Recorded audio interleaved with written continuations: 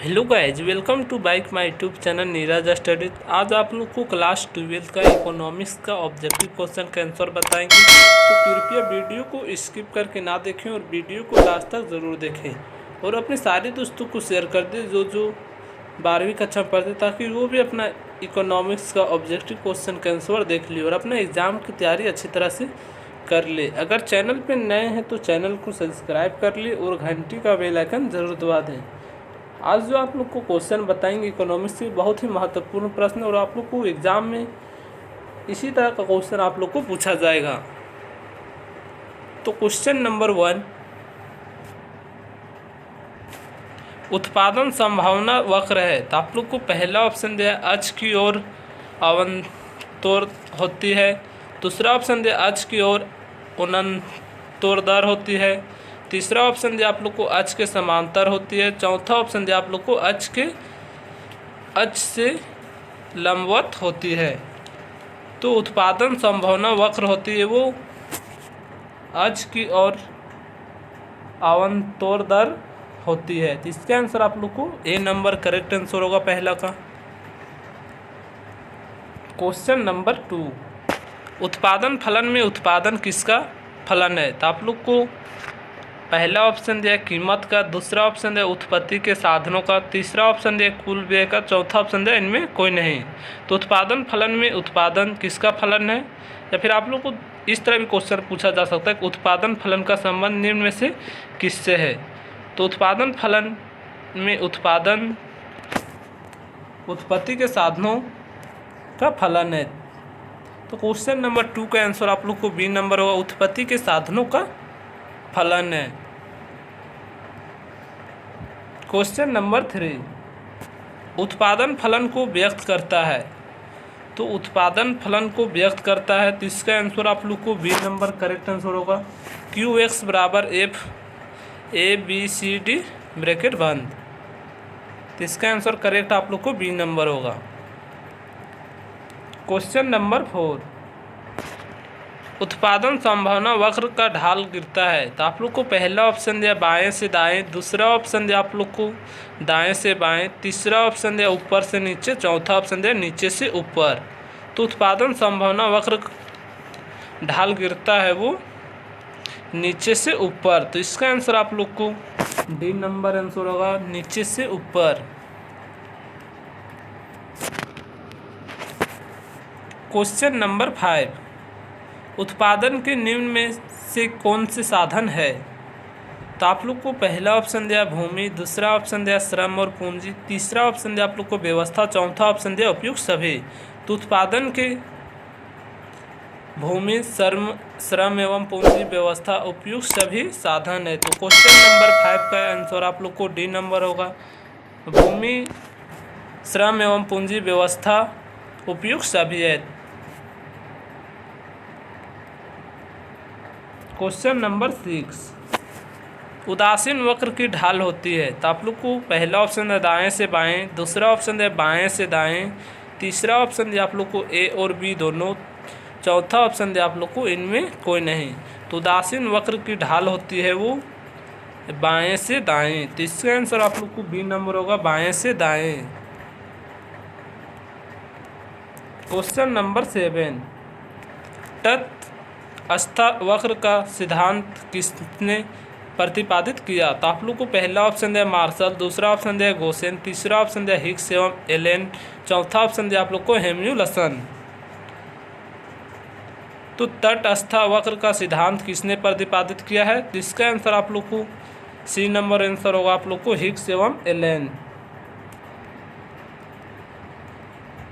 Question number 8, उदासीन वक्र विश्लेषण का प्रतिपादन किसके द्वारा किया गया है। तो आप लोग को पहला ऑप्शन है गोसेन, दूसरा ऑप्शन है हिग्स एवं एलेन, तीसरा ऑप्शन दिया आप लोग को हिग्स, चौथा ऑप्शन दिया आप लोग को सैमुअल्सन। तो उदासीन वक्र विश्लेषण का प्रतिपादन गोसेन द्वारा किया गया है। तो इसका आंसर आप लोग को ए नंबर होगा, क्वेश्चन नंबर 8 का correct answer Gaussian. Question number 9, निम्नांकित में कौन स्थिर लागत नहीं है। तो आप लोग को पहला ऑप्शन है बीमे का प्रीमियम, दूसरा ऑप्शन दिया आप लोग को ब्याज, तीसरा ऑप्शन है कच्चे माल की लागत, चौथा ऑप्शन दिया फैक्ट्री का किराया। तो निम्नलिखित में कौन स्थिर लागत नहीं है?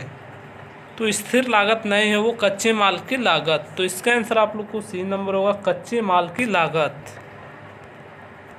क्वेश्चन नंबर 10, किसी फर्म द्वारा प्रयुक्त साधन आगत एवं प्राप्त निर्गत के संबंध को कहते हैं। तो आप लोग को पहला ऑप्शन दिया उत्पादन प्रक्रिया, दूसरा ऑप्शन दिया उत्पादन लागत, तीसरा ऑप्शन दिया आप लोग को उत्पादन फलन, चौथा ऑप्शन दिया इनमें कोई नहीं।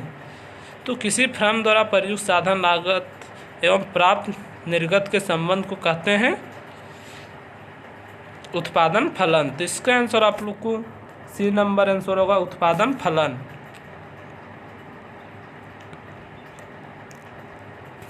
क्वेश्चन नंबर 11, वह कौन सा समय है जिसमें उत्पादन के सभी साधन परिवर्तित किए जा सके।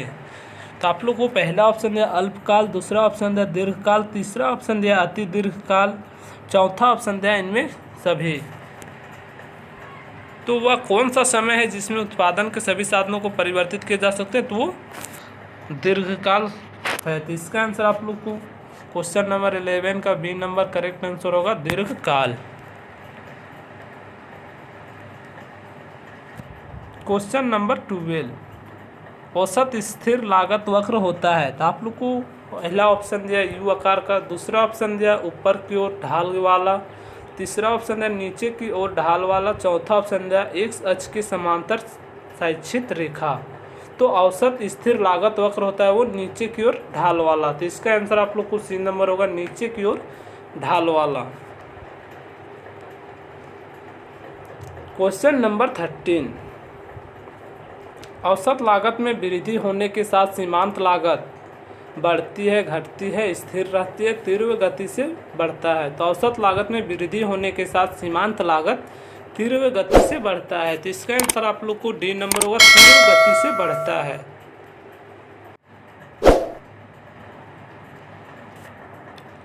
क्वेश्चन नंबर 14, इनमें से कौन यू आकार का नहीं होता है। तो आप लोग को पहला ऑप्शन दिया ए बी सी वक्र, दूसरा ऑप्शन दिया आप लोग को ए सी वक्र, तीसरा ऑप्शन दिया आप लोग को ए एफ सी वक्र, चौथा ऑप्शन दिया आप लोग को एम सी वक्र। तो यू आकार का जो नहीं होता है वो आप लोग को ए एफ सी वक्र। तो इसका आंसर आप लोग को सी नंबर आंसर होगा, आप लोग को ए एफ सी वक्र। क्वेश्चन नंबर 15, औसत परिवर्तनशील लागत है। तो आप लोग को पहला ऑप्शन दिया टी भी सी इंटू क्यू, दूसरा ऑप्शन दिया आप लोग को T V C plus Q, तीसरा ऑप्शन आप लोग को दिया टी भी सी माइनस क्यू, और चौथा ऑप्शन दिया आप लोग को T V C plus Q. तो औसत परिवर्तनशील लागत है वो आप लोग को T V C plus Q. तो इसका आंसर आप लोग को करेक्ट आंसर होगा D number, T V C plus Q. Question number 16, निम्न में सही अंकित करें। तो आप लोग को पहला ऑप्शन दिया है टी भी सी बराबर T C minus T F C, दूसरा ऑप्शन दिया आप लोग को टी सी बराबर टी भी सी माइनस टी एफ सी, तीसरा ऑप्शन दिया आप लोग को टी एफ सी बराबर T V C plus T C, और चौथा ऑप्शन दिया आप लोग को टी सी बराबर टी भी सी इंटू टी एफ सी। तो आप लोग को सही अंकित करें तो आप लोग को सही वाला बताना कि कौन सा सही है। तो क्वेश्चन नंबर 60 का आंसर आप लोग को ए नंबर सही होगा, टी भी सी बराबर T C minus T F C. Correct answer इसका ए नंबर होगा। क्वेश्चन नंबर 17, औसत लागत में कमी होने के साथ सीमांत लागत। पहला ऑप्शन दिया स्थिर रहती है, दूसरा ऑप्शन दिया घटती है, तीसरा ऑप्शन दिया बढ़ती है, चौथा ऑप्शन दिया तीव्र गति से घटती है। तो औसत लागत में कमी होने के साथ सीमांत लागत बढ़ती है। तो इसका आंसर आप लोग को सी नंबर करेक्ट आंसर होगा, बढ़ती है। औसत लागत में कमी होने के साथ सीमांत लागत बढ़ती है।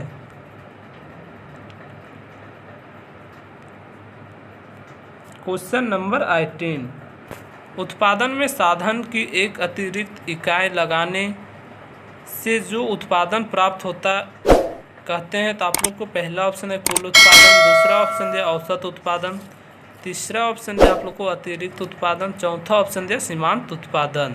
तो उत्पादन में साधन की एक अतिरिक्त इकाई लगाने से जो उत्पादन प्राप्त होती है वो सीमांत उत्पादन। तो इसका आंसर आप लोग को डी नंबर आंसर होगा सीमांत उत्पादन।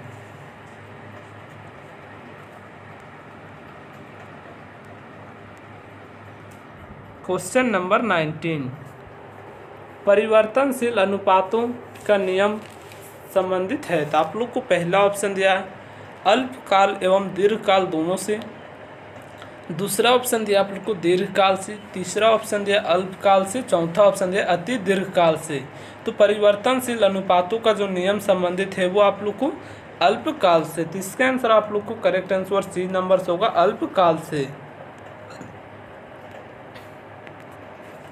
क्वेश्चन नंबर 20, उत्पत्ति समानता नियम के अंतर्गत उत्पादन बढ़ता है किंतु, तो आप लोग को ऑप्शन दिया है पहला घटती हुई दर से, दूसरा ऑप्शन दिया बढ़ती हुई दर से, तीसरा ऑप्शन दिया आप लोग को समान दर से, चौथा ऑप्शन दिया आप लोग को अति तीव्र दर से। तो उत्पत्ति समता नियम के अंतर्गत उत्पादन बढ़ता है तो वो समान दर से। तो इसका आंसर आप लोग को करेक्ट आंसर सी नंबर होगा समान दर से।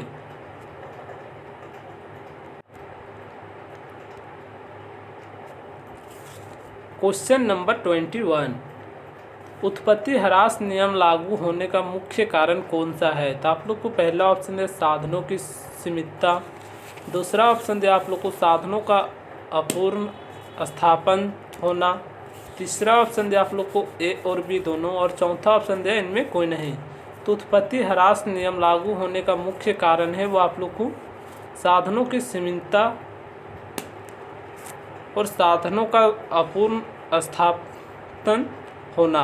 तो इसका आंसर आप लोग को क्वेश्चन नंबर 21 का आप लोग को करेक्ट आंसर आप लोग को सी नंबर होगा ए और बी दोनों, साधनों की सीमितता और साधनों का अपूर्ण स्थापन होना।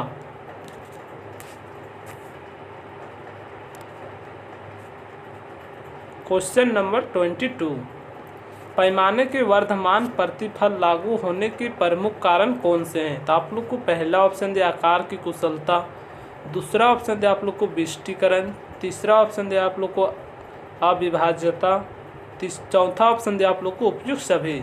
तो पैमाने के वर्धमान प्रतिफल लागू होने के प्रमुख कारण है वो आप लोग को आकार की कुशलता, विशिष्टीकरण,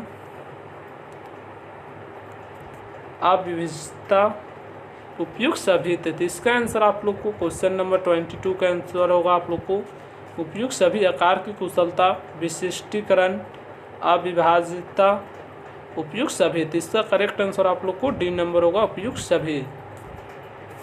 आज का वीडियो यहीं तक क्लास 12 का जो आप लोग को इकोनॉमिक्स का ऑब्जेक्टिव क्वेश्चन का आंसर बताएं, और ये बहुत ही महत्वपूर्ण क्वेश्चन है जो आप लोग को एग्ज़ाम में पूछा जा सकता है। तो अगर चैनल पे नए हैं तो चैनल को सब्सक्राइब कर ले, अगर वीडियो पसंद आए तो वीडियो को लाइक शेयर कमेंट्स ज़रूर करें, और अपने सारे दोस्तों को शेयर कर दे जो 12वीं कक्षा में पढ़ते, ताकि वो भी अपना इकोनॉमिक्स का ऑब्जेक्टिव क्वेश्चन का आंसर देख ले और अपना एग्ज़ाम की तैयारी अच्छी तरह से कर ले।